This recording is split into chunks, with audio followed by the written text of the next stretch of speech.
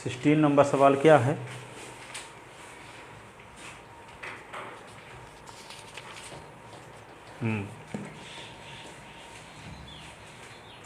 Solve by matrix method. Solve by, अच्छा Hindi medium की हो ना। आप व्यूह विधि से हल कीजिए, आप व्यूह विधि से हल कीजिए, आप व्यूह विधि से हल कीजिए। देखो क्वेश्चन ये है 2/x plus 3/y plus 10/z बराबर 4। 4/x 6/y 5/z बराबर 1। 6/x 9/y माइनस 20/z बराबर 2। इसको आप भी इससे हल करना। आप लोग पिछले साल 10वीं क्लास में पढ़े थे 3.6 एक्सरसाइज। उसको क्या करते थे? समीकरण निकाय के रूप में बदलते थे, उसको विलोपन प्रतिस्थापन विधि वज्रगुणन विधि से हल करते थे। तो समीकरण निकाय के रूप में दो चरों के समीकरण निकाय के रूप में बदलने के, तो इसको भी बदलने वाला समीकरण है। पहले उसको बदलेंगे और जैसे समीकरण आप सॉल्व करते चले आए हो उस टाइप का समीकरण पहले बनाओगे, फिर सॉल्व करने का प्रोसेस वही है जो पहले हम सॉल्व कर चुके हैं, है ना। आप भी उससे समीकरण का हल, ठीक है ना। तो इसको हल करने के लिए देखो आगे क्या करोगे। हल करने के लिए क्या करेंगे? सीधी सी बात, नो बकवास, ठीक है। क्या है? 2 को लिख सकते हैं 2 × 1/s, इसको लिखते हैं 3 × 1/y, 10 × 1/z। तो 1/s को u लिख लो, 1/y को v और 1/z को w। तो क्या हो जाएगा? 2u + 3v + 10w बराबर 4। और ये क्या हो जाएगा? 6u यानी -4u - 6v + 5w बराबर 1। और ये क्या हो जाएगा? 6u + 9v - 20w बराबर 2। तो u v w s y z के रूप में समीकरण पहले पढ़े थे, तो ये किस में बदल गया? u v w में बदल गया। अब u की वैल्यू मान लो आ गई, u की वैल्यू आ गई 1/2, v की वैल्यू आ गई मान लो 1/3 और w की वैल्यू आ गई 1/4। तो यदि आपको s की वैल्यू निकालना है तो हम माने क्या है? अभी 1/s को u माने हैं, 1/y को v माने हैं, 1/w को यानी 1/z को w माने हैं ना। तो जब यहाँ पे 1/s लिखेंगे, u की वैल्यू जो आई है 1/2 लिख दिए, तिरिया गुणा करेंगे तो s बराबर 2 हो जाएगा, ठीक है। अब v के स्थान पे क्या लिख देंगे? 1/y बराबर 1/3, तो y बराबर 3 हो गया। w के स्थान पे क्या लिख देंगे? 1/z बराबर 1/4, तो z बराबर क्या हो गया? 4। तो अभिष्ठल आ जाएगा। तो पहले हम क्या करेंगे? यहाँ पे 1/s के स्थान पे u रखेंगे, 1/y के स्थान पे v और 1/w के स्थान पे z रखेंगे, ठीक है ना। समझ में आया? और सॉल्व वैसे करेंगे जैसे करते चले आए। माना 1/x बराबर u, 1/y बराबर v और 1/z बराबर w। तब दिया गया समीकरण निकाय, तब दिया गया समीकरण निकाय क्या होगा? ये हो जाएगा 2u 3v 10w बराबर 4। ये क्या होगा? 4u 6v 5w बराबर 1, 6u 9v 20w बराबर 2। जिसका आव्यूह समीकरण, जिसका आव्यूह समीकरण, जिसका आव्यूह समीकरण क्या होगा? as बराबर क्या लिखते थे? b ना। तो एस के स्थान पे ए यू, कैपिटल यू, क्योंकि स्मॉल एस वाई जेड थे तो प्रतिनिधि का काम कैपिटल एस कर रहा था, और यहाँ यू भी डब्ल्यू हैं तो प्रतिनिधि का काम कैपिटल यू करेगा। ठीक है, तो यहाँ पे क्या होगा, A U is equal to B, जहाँ ए बराबर क्या है, गुणांक का अवयव, ए बराबर गुणांक का अवयव, तो क्या होगा 2 3 10, 2 3 10, फिर क्या 4 - 6 5, ये क्या होगा 6 9 - 20, ये गुणांक का अवयव हो गया। यू क्या है, कैपिटल यू का मतलब ये हुआ स्मॉल यू भी डब्ल्यू का स्तंभ अवयव हो। अब बी का मतलब तो जानते हो, राइट हैंड साइड की संख्याओं का स्तंभ अवयव हो। 4 1 2, 4 1 2, ये हुआ। अब हम क्या चेक करेंगे, ए व्युत्क्रमणीय अवयव है कि नहीं है, व्युत्क्रमणीय है कि अव्युत्क्रमणीय है, ए इनवर्स का अस्तित्व होगा कि नहीं होगा। तो ए का सारणिक मान निकालो, ए का सारणिक मान कैसे लिखेंगे, 2 और 2 जिस पंक्ति जिस स्तंभ है उसको छोड़ो, -6 5 9 - 20, बीच में माइनस साइन लगाते हो। 3 जिस पंक्ति जिस स्तंभ में उसको छोड़ो, तो 4 5 6 - 20, फिर क्या लिखोगे 10 गुणे, ये होगा 4 - 6 और 6 9, ऐसे। तो 2 इसको क्या लिखोगे 20 6 120, 9 5 45, -80, 6 5 30, 10, 9 4 36 प्लस 36, तो क्या होगा 2 120 से 45 घटा दो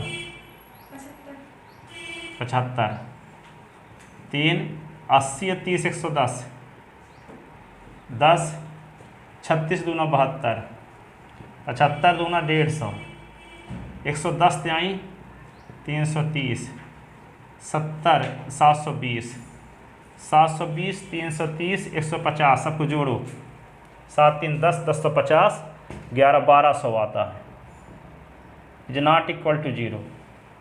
इसका मतलब अतः अवयव, अतः गुणांक का अवयव,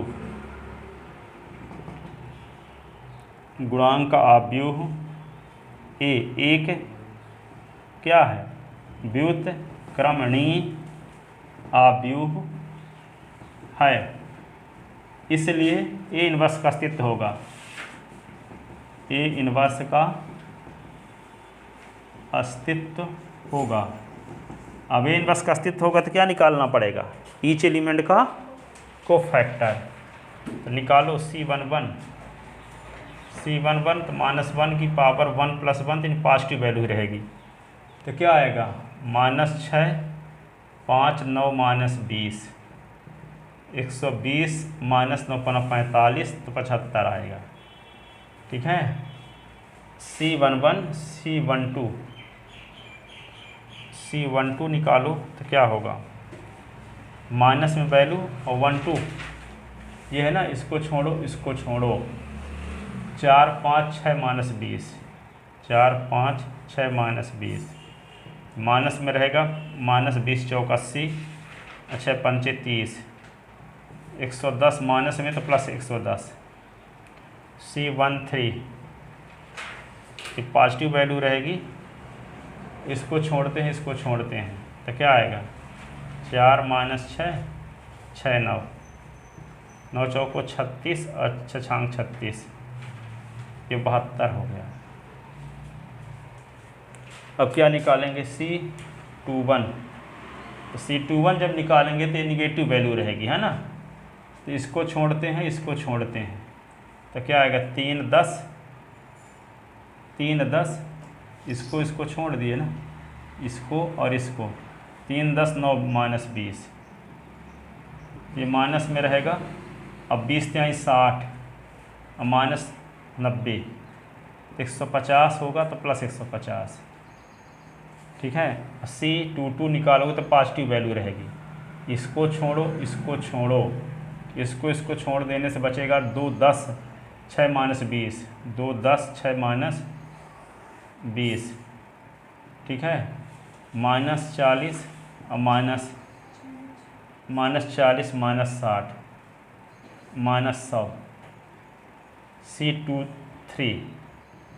C23 तो क्या होगा 23, इसको छोड़ दोगे और इसको छोड़ दोगे, 2 3 6 9, 2 3 6 9, ये माइनस में वैल्यू रहेगी ना, तो क्या आएगा -2 9 18, 6 3 18 0।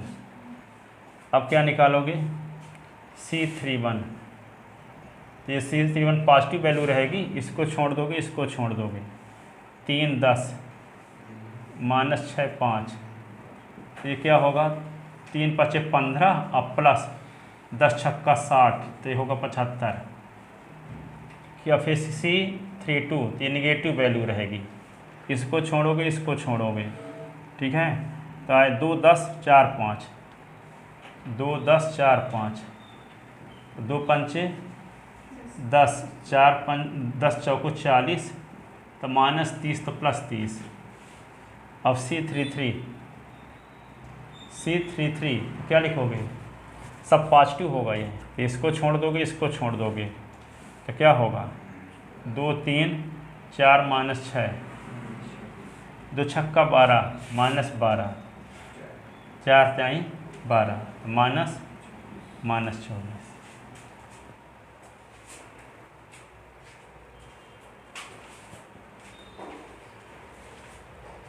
अब क्या निकालोगे आप एडजॉइंट ए, एडजॉइंट क्या निकालोगे एडजॉइंट ए, तो एडजॉइंट ए का मतलब क्या होता है, इधर का मिटा देना हम,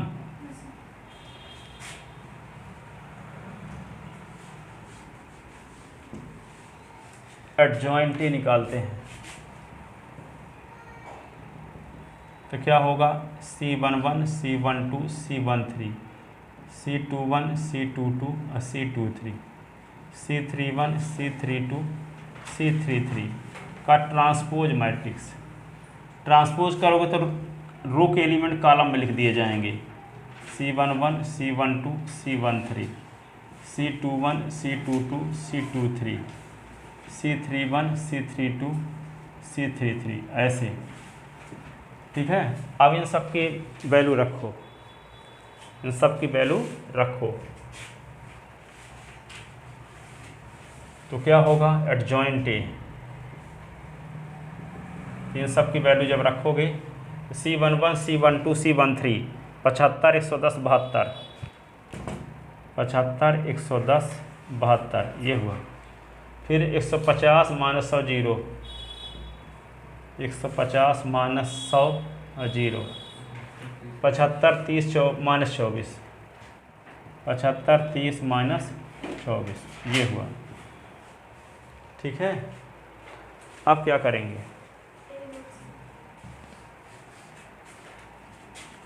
ए इनवर्स बराबर क्या होता है 1 determinant A into adjoint A, तो ए इनवर्स बराबर 1/1200, और ये क्या है 75 150 75, 110 -100 30, 72 0 -24 ऐसे, ये आ गया। अब क्या करेंगे, अब क्या आप यू समीकरण था ए यू बराबर बी ना, तो यू बराबर क्या होगा A inverse B, A inverse B, ठीक है। तो यहाँ पे u के स्थान पे क्या लिख दो u भी w, ए इनवर्स तो निकाल ही चुके हो 1/1200, और ये क्या है 75 150 75, 110 -100 30, 72 0 -24 ये हुआ ए इनवर्स। बी की वैल्यू क्या है बताओ 4 1 2।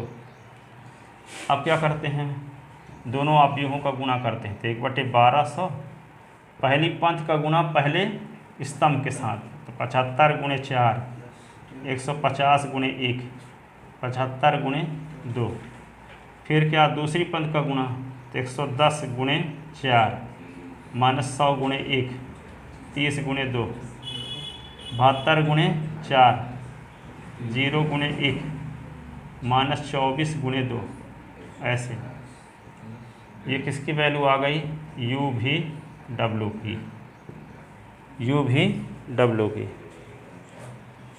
अब यहाँ पे क्या आएगा,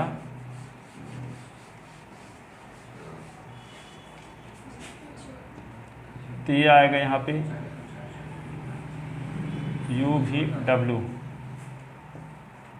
इज इक्वल टू 1/1200, ये क्या आएगा 75 चौको 300, 300 और 1.5 450, 450 और 1.5 600, 440, 340, 340 और 60 400, ये 72 दूना 288 हो गया, 72 चौको 288 से 48 निकल गया 240,